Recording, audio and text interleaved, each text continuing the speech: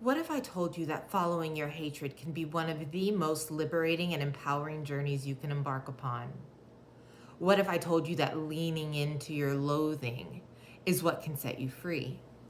Would you feel guilty, ashamed, evil, afraid of being swallowed up by bitterness? Haven't you tried holding kindness and grace in your heart? What if what you're missing is raging, unbridled, unapologetic hatred? My name is Nikita Lambert, and I talk about injustice, oppression, manipulation, often in the form of narcissism and cults and MLMs. And on the flip side, I advocate passionately for validation, self-love, freedom, and personal power. People say all the time that you should get rid of the hate that's in your heart. It eats away at you. It will age you. It's no good for you. But you know what else does that? Being fake. And the stress that comes from being fake. And stress literally kills. I'm a big fan of feeling your feelings. And if you found me in my space, my little corner here on the internet, then you probably have some really valid reasons for hating the people that you're trying not to hate. So hate. Be angry, rage. It's a feeling, it's an emotion, it's a valid, it comes up out of you. Join me for a walk through a little metaphor. So hatred, anger, it can be very, very much like a fire, and you've got to let it burn. If you're constantly shushing it and trying to put it out, and you're just like, no, no, no, I shouldn't feel that, and you're allowing people to come in and tell you, no, no, no, don't feel that. Forgive, let it go. Hate is a strong word. Shh, shh, don't say that. Shh, oh, I hate them. Shh, don't say that. Oh, I wish this would happen to them. Shh, don't say that. All of that, you're just fanning it. You're feeding it oxygen. You're ignoring it. You're not acknowledging it. You're not honoring it. You're not giving it the space that it needs. And what does fire do when it gets more air, more oxygen? It grows. It grows. You try to ignore it and it's gonna grow louder. Even if it doesn't show outwardly, the feelings might. And even if you tell yourself that you don't, it might show up in illness, in inflammation, in fatigue, in brain fog, all sorts of ways. You might be getting sick and like having these different ailments and you don't know why. And it's because the anger wants to make itself known. It wants to be acknowledged. It wants you to stop allowing yourself to be treated in whatever way you're being treated. It wants to seek justice, and you deserve that. Whereas on the flip side, if you let it rage and you let it burn and you let it consume whatever it needs to consume, and you give expression to it in a safe way, right? Be mindful, be mature, be responsible in whatever way you think that that looks. Confide in safe people, whether it's friends or family or a therapist or your journal or your art, or you take a drive and you scream, whatever you need to do, but you let it take up its space. You give it the attention. You say, hey, that's not right that happened. Hey, I don't like that. Hey, that's not fair. That's unjust. That's humane. That's whatever it is. And you let it rage and rage and rage and rage and burn and burn and burn and burn. It reminds me of slash and burn agriculture. And that is a strategy where farmers will burn the land, burn the crops, take everything down to ash, and the ash acts as a short-term temporary fertilizer that will help to feed the new crops that are growing up. And so by letting it burn, letting it roam free, and I'm sure they do this in a responsible way. They don't just let it go forever, but they let it burn, and it has a purpose.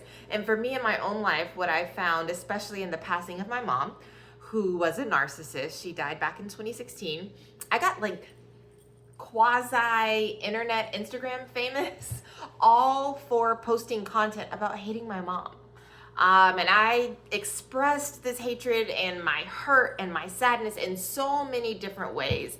And it just kind of burned out. I didn't have anything else to say. I didn't have anything else to say. It was cathartic. It was good. I released.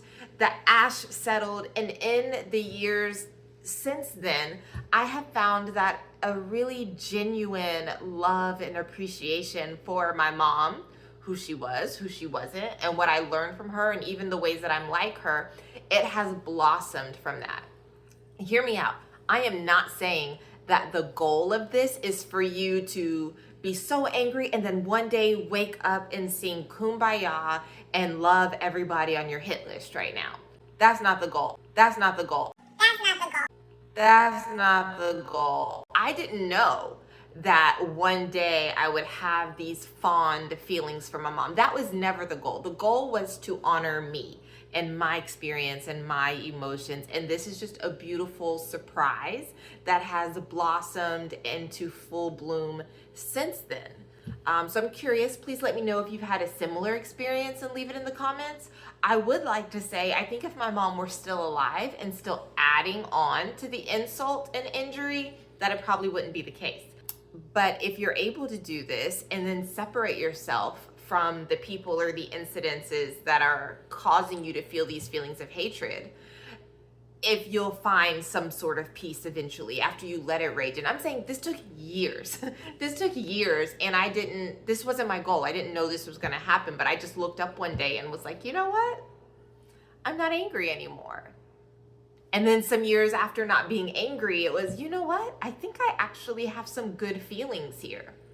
I'm not saying that that's gonna work for everybody, but I was content just to rage and rage, because I had spent my whole life trying to be quiet, trying to be kind, trying to be sweet, trying to be forgiving, trying to show grace, and that was making me sick. People say that the bitterness and the anger will eat you alive. Me putting on this charade was eating me alive. Let it burn.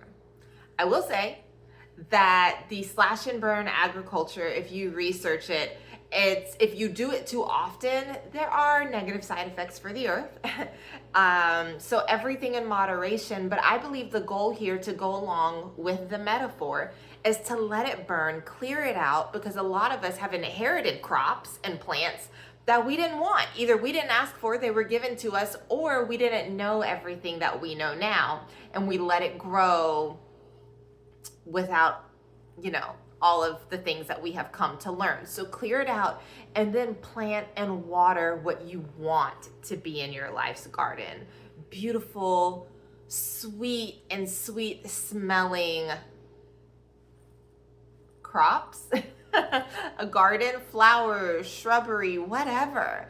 Maybe a little irrigation, a pond or something like that, so you won't have to do this often or maybe ever again. The world is full of weeds that need to be burnt out. Once you start noticing the trends, once you start becoming aware of what toxicity really is, the dog whistling, the bound choice, let's see what else, hoovering, gaslighting, all these sorts of things, minimizing, dismissiveness, weaponized incompetence, you see it left and right, you're gonna realize that a lot of work needs to be done, and it can be very overwhelming. And that there are narcissists and cults everywhere. Relationships with narcissists, whether it's a friendship or a family relationship, a romantic relationship, it's basically like being in a cult. MLMs, very culty. Churches can be very culty if they're not a straight up cult. The wellness and self-help industry, very culty. Jobs with toxic management, who are often narcissists, very culty. Family units can be extremely culty. Open your eyes and tune in to your emotions, to your body, the physicality, the anxiety, the restless sleep, trouble falling asleep, trouble staying asleep. Maybe your skin is breaking out, changes in your appetite, heart palpitations. Stress literally kills. It's not worth it to put on this charade to get the gold star in society to say, I have no hate in my heart. Or you're saying you don't, but you might have a heart attack. So please stay safe and stay free, because every day is a good day to not be in a cult.